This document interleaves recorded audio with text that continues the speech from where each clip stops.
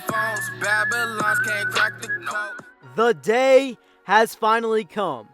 After waiting almost a full month just to hear a decision, Caleb Williams has officially transferred to the University of Southern California, joining former Oklahoma teammates in Latrell McCutcheon and Mario Williams, and of course, the former head coach of OU, Lincoln Riley. The decision itself came at no surprise, as many people thought that Caleb Williams was a lock to USC since day one of entering the transfer portal.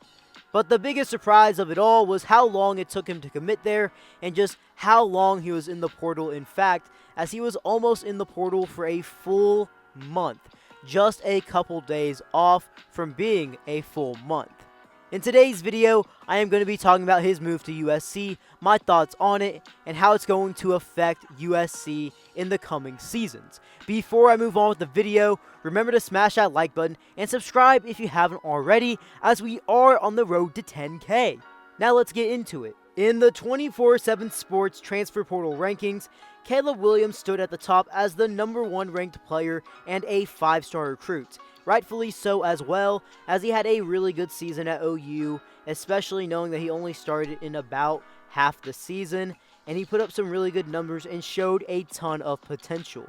He completed almost 65% of his passes, threw for 1,912 yards, 21 touchdown passes, and only 4 interceptions. Not only that, he rushed for 442 yards, averaging almost 6 yards per carry, and a total of 6 touchdowns on the ground. When he first entered the portal, it would come as no surprise as him being the top player and the most sought-after player, since Caleb Williams is a game-changing player. Some of the teams that were after him early on in his recruitment were Ole Miss, Oklahoma, Georgia, UCLA, USC, LSU, and Auburn, just to name a few. But as I said earlier, USC was the clear runaway favorite very early on, and they were the favorite the entire time in this race for Caleb Williams, and it's really no surprise at all. He went on a reported of 2 visits, both in California and both in the Pac-12 at USC and UCLA. Honestly, the entire process of Caleb Williams in the portal was honestly an interesting one to keep up with the entire time.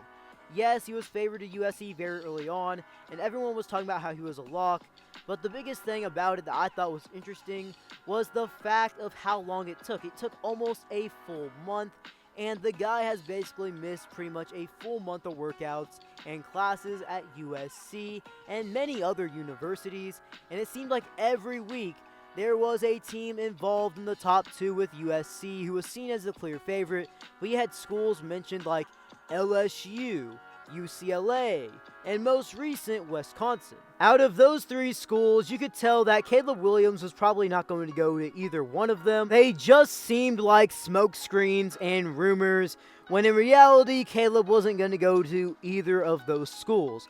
The only school out of those 3 that really had any steam to it, or really any smoke at all, probably had to be Wisconsin, but even then, that got shot down pretty quick, and it wasn't going to happen more than likely, even though out of the 3, it seemed like it was going to happen more likely than a UCLA and LSU, just because of connections he had with some of the people at Wisconsin. Now that you know a little bit more about Caleb Williams and his whole process in the portal, let's talk about how Caleb Williams is going to affect USC not only now, but in the future.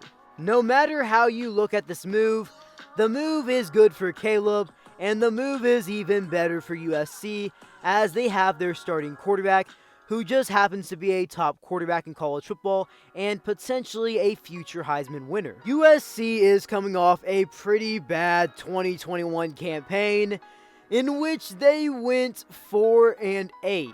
They couldn't even have a 500 record, and they couldn't even reach a bowl game with the talent that they had. Caleb Williams is going to change that, along with all the other transfers they got, and the entirely different new staff as well. I believe USC is going to be a lot better, and they will compete for a Pac-12 title. Do I have them winning the Pac-12 for sure? No, definitely not. It's going to be a battle for them to win it in year one, because bouncing back from a 4-8 season and trying to have playoff hopes is going to be a stretch in year one. To me, you can fully expect this team to be a pretty good team with Caleb Williams as QB1. Is USC going to have some flaws in their first year under the Lincoln Riley era? Yes, in my opinion, they will. But Caleb Williams is going to ball out no matter what. Caleb Williams is a once-in-a-generation talent, and I believe he's going to do many great things no matter where he was going to go. But being back with Lincoln Riley, I feel like he's just going to be himself like he was at Oklahoma, but probably better since he has experience now. USC is getting a lot of hype right now as a top team in the nation. A team that can go to the playoffs and compete for a national title. In my opinion, is this going to happen in year one? No. I do not think that USC is going to be a playoff team in 2022. I feel like the offensive line isn't going to be that great if it wasn't really that good last season, and the defense is coming off a pretty bad year itself. However, I am fully expecting this team to be better, and I'm expecting Caleb Williams to be a big reason why this USC team is going to look completely different than the USC team that we saw in 2021. As a future outlook for USC past this next upcoming season of 2022, I think they're going to get better each season with Caleb Williams because, well, Caleb Williams is Caleb Williams, and as you get more implemented with the new system as a school with an entirely new staff, the team is going to get better. Not only that, the Pac-12 is not the strongest conference out there, especially on the Power 5 level. And with some of the competition that they do play, I do think they're going to handle some of them handily just because of Caleb Williams and some of the talent that they have. But they do need to develop that offensive line and that defense bad, because if they don't do that, they're never going to really be an undefeated team. And if you're not really an undefeated team in a weaker conference like the Pac-12, I might get some hate for that, but I don't see the Pac-12 as the best Power 5 conference out there, or even one of the best ones out there. So you're pretty much going to have to go undefeated if you want a playoff spot in a 4-team playoff race. Now, if they expand the playoffs, they're definitely going to have a lot better of a shot. Overall, this is a home run get for USC, as USC is going to be a way better team with a quarterback like Caleb Williams leading them, and Caleb Williams is going to get the quarterback development that he wants because he's going to be with Lincoln Riley, which best sets him up for the NFL, a developmental wise, as some may disagree with Jeff Lebby, but you have to admit that Lincoln Riley is a good offensive coach